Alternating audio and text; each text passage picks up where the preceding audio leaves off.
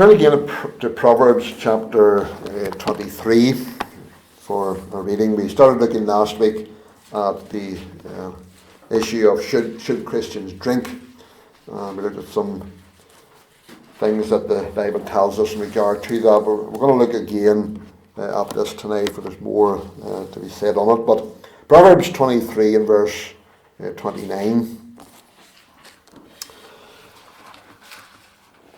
It says, "Who hath woe, who hath sorrow, who hath contentions, who hath babbling, who hath wounds without cause, who hath redness of eyes? They that tarry long at the wine, they that go to seek mixed wine. Look not thou upon the wine when it is red, when it giveth his colour in the cup, when it moveth itself aright. At the last it biteth like a serpent, and stingeth like an adder. Thine eyes shall behold strange women, and thine heart shall utter perverse things. Yea, thou shalt be as he that lieth down in the midst of the sea, or as he that lieth upon the top of a mast. They have stricken me, shalt thou say, and I was not sick. They have beaten me, and I felt it not. When shall I awake? I will seek it yet again." We started looking last week at the issue of total abstention from alcohol and the evidence that the Bible presents for it. People often use the argument that wine was allowed in the Bible, and often the motive behind using this argument is just to find a justifiable excuse for their moderate drinking. It's based on a very superficial understanding of the use of alcohol and wine in Bible times. Very powerful argument against this understanding is the fact that the alcohol industry in Bible times was very, very different from the modern day one. The size and character of the alcohol industry has seriously changed since Bible times. There were dramatic changes in the terms of the quantity, how much was available, the strength of the alcohol, and the human costliness of its products. The alcohol industry of Bible times can't even begin to be compared with the modern day one. We started looking at the arguments against consuming alcohol today, especially in light of the fact that the church, believers in the Old Testament, and even Christians in the New Testament, they were permitted to drink wine which did have alcohol in it. We saw, one, that activities may change categories. All activities are either good or bad, good or evil, but it's possible for some activities to change from one category to the other depending on the circumstances. And then, secondly, we looked at how alcoholic drinks of Bible times were very weak. They were not like the drinks of today. There have a high percentage of alcohol in them, but in Bible times it was a very low percentage of alcohol that was in the actual drink. But another argument then we'll look at tonight here is that socially the Israelites were strict in regard to alcohol. There was a social framework in which alcoholic drinks were allowed in Bible times. Socially, drunkenness was detested and was strongly looked down on. It was really something that was looked on as not good. The fact that someone would get drunk. Kings and princes are commanded in the Bible to abstain from strong drink. Proverbs 31:4-5. It says, "It is not for kings, O Lemuel, it is not for kings to drink wine, nor for princes strong drink, lest they drink and forget the law and pervert the judgment of any of the afflicted." So kings and princes were to abstain from alcohol because of their great responsibilities as leaders and also setting an example to their citizens. Imagine if the royal family, if we saw some of the members of the royal family or even our prime minister getting drunk and acting like a drunk person, we wouldn't look upon that favourably. And it was the same in Bible times, even more so. Kings and leaders were commanded not to drink strong drink. The priests were also forbidden strong drink whenever they were working in the temple and whenever they were ministering to the people. Leviticus 10:9-10 says, "Do not drink wine nor strong drink." This is talking to Aaron and his sons, the priests. "Do not drink wine nor strong drink, thou nor thy sons with thee, when ye go into the tabernacle of the congregation, lest ye die. It shall be a statute forever throughout your generations, and that ye may put difference between holy and unholy, and between clean and unclean."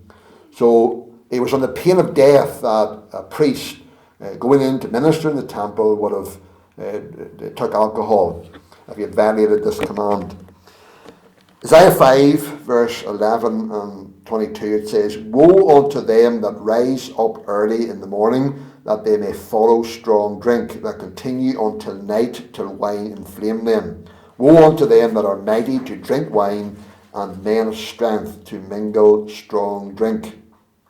So this shows us that there was a strong disapproval of excessive drinking among the Israelites. It was really looked down on, excessive drinking. Proverbs 23 verse 20 says, "Be not among wine bibbers, among riotous eaters of flesh."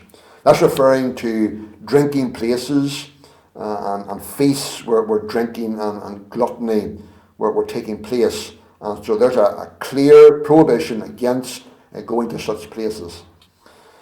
All of this is in stark contrast to our culture today. Our values have been reversed whenever you think about it. Heavy social drinking today is not frowned upon. The majority of our role models are heavy drinkers.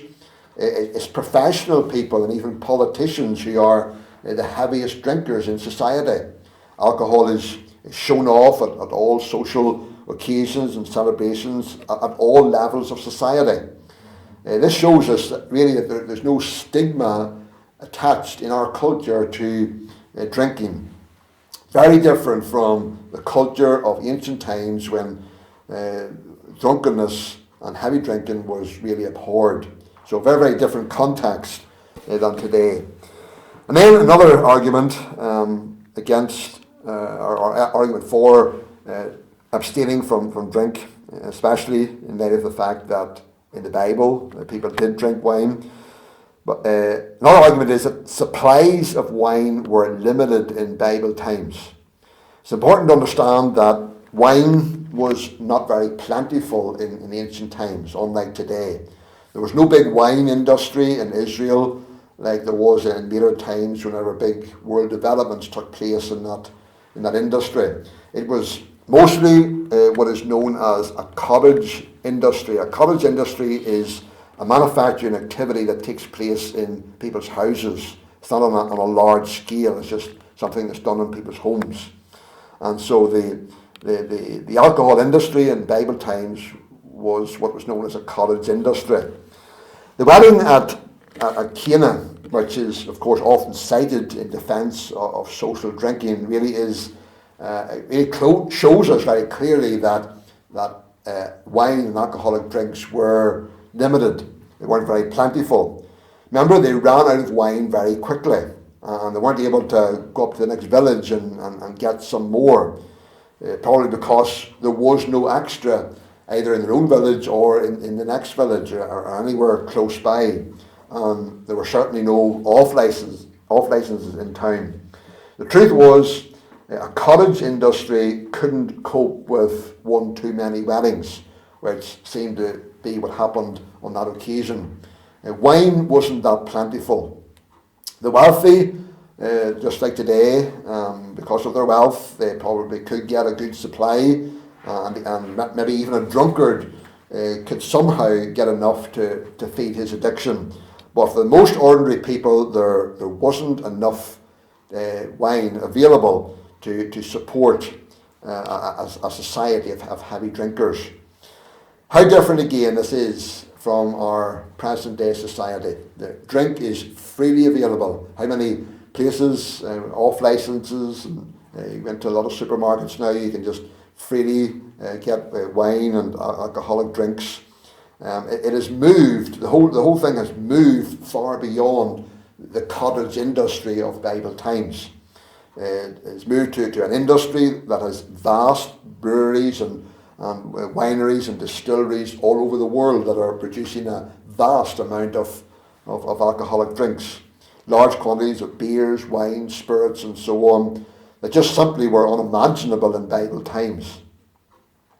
Britons pay billions of pounds every year for their alcohol consumption, and millions exceed the recommended safe weekly limits of consumption. It's an understatement to say that the alcohol industry of today is just not the same as it was in Bible times.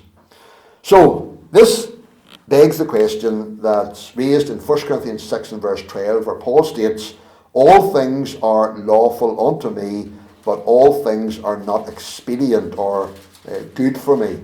So Paul's saying all things are lawful for him, but not everything is good for him. And the question that we need to ask whenever we think of the whole issue of drinking, is the consumption of alcohol today something that is expedient, something that is good for us? Is it something that's beneficial? Is it something that's profitable? Or is it an evil that masters and enslaves? Is drink, with all of its associations, is it something that is good, something that leads to a good lifestyle and good habits and so on? Or is it part of the unfruitful works of darkness that the Bible tells us as believers we should have nothing to do with, that we should have no fellowship with? I think the answer is pretty obvious. The fermented wines and other alcoholic drinks of Bible times that were beneficial for even some ailments at that time, they have most certainly crossed from the category of beneficial to the category of not only being unnecessary, but to being very harmful substances. And we know that. You don't even need me to remind you of that. Just look at how the devil has used alcohol to rack and to ruin so many lives. We all know people that their lives have been ruined, people that have died as a result of drinking too much alcohol. The devil has used it as a weapon to inflict untold misery, ruin, and heartache in our world, the world over.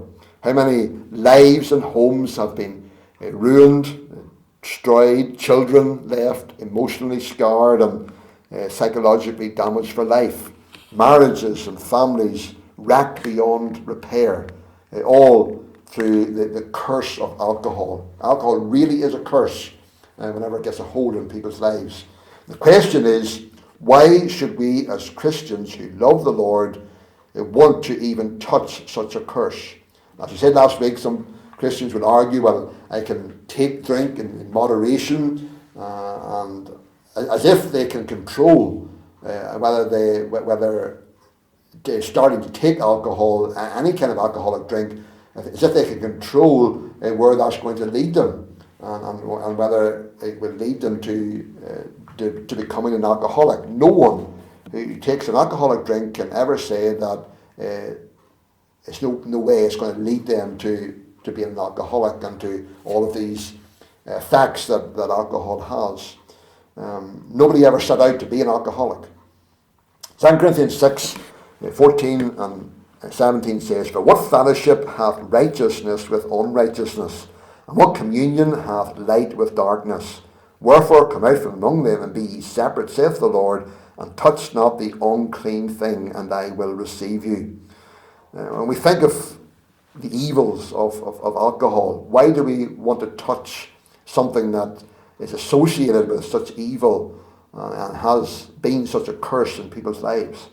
1 Thessalonians 5, 21, 22, "Prove all things, hold fast that which is good, abstain from all appearance of evil."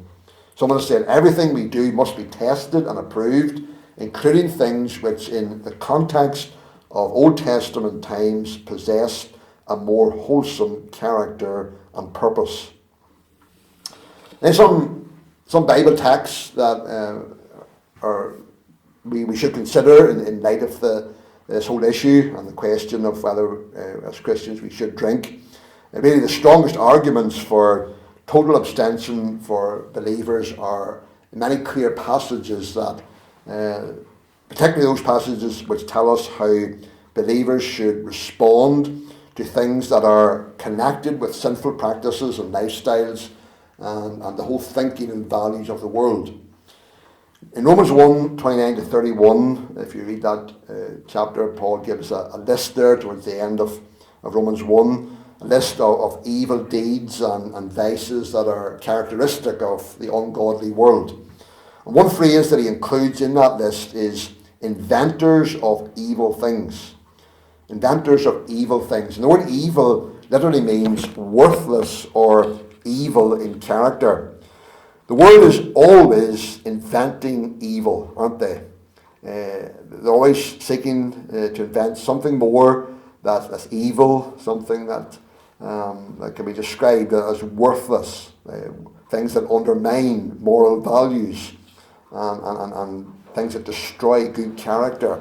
Just look at the advertisements for alcohol. Many times they're promoting drink as the means to the immoral lifestyle. That often comes through in their adverts. Romans 12 verse 9 says, abhor that which is evil, cleave to that which is good. And the word evil there is a different word in the original from Romans 1. The word evil there means damaging or harmful. And this word is not describing the character of a thing, how it is in itself, but it's describing the effects of something. And so whenever we think of the whole issue of drinking alcohol, and think of the effects that has had on so many lives, can it not be described as something that's evil? It's been a force for destruction, misery, and horror. It's even capable, alcohol is capable of subduing the higher senses, even of moderate drinkers. The word abhor there, when Paul says abhor that which is evil, means to shudder away from. And should we not, as Christians, shudder away from something that has been so harmful and so destructive, and that's brought so much evil, damage and harm to countless lives? Should we not shudder away from it and want nothing to do with it? It baffles me why Christians want to touch something that has such evil connotations with it. Jude 23 can be applied to the issue of alcohol, hating even the garment spotted by the flesh. We're not to touch in any way the lifestyle of the world. Everything associated with heavy drinking and so on, it's the lifestyle of the world. It's the lifestyle of those who don't know the Lord, who don't want to know the Lord. It's often presented, alcohol, as a remedy for the pressures and stresses of life. But as believers, where do we go? Where should we go in the pressures and the troubles of life? We should go to the Lord and go to His Word. That's where we find our comfort and our strength. We don't need to turn to alcohol to relieve us of the pressures and stresses of life. Again, Philippians 4 and verse 8, do alcoholic drinks stand up to the test of, it says, whatsoever things are true, whatsoever things are honest, just, pure, lovely, of good report? The answer is that they fail in every one of those areas. Alcoholic drinks. It was a concern of involvement with the miseries of alcohol which led 20-year-old Fred Charrington, this is back in the late 1800s, it was led him, he was just converted at that time at 20 years of age, and just a concern with being involved with all of the miseries of the whole alcohol trade that caused him at that time to give up his huge private income and millionaire future as the heir to a brewery business.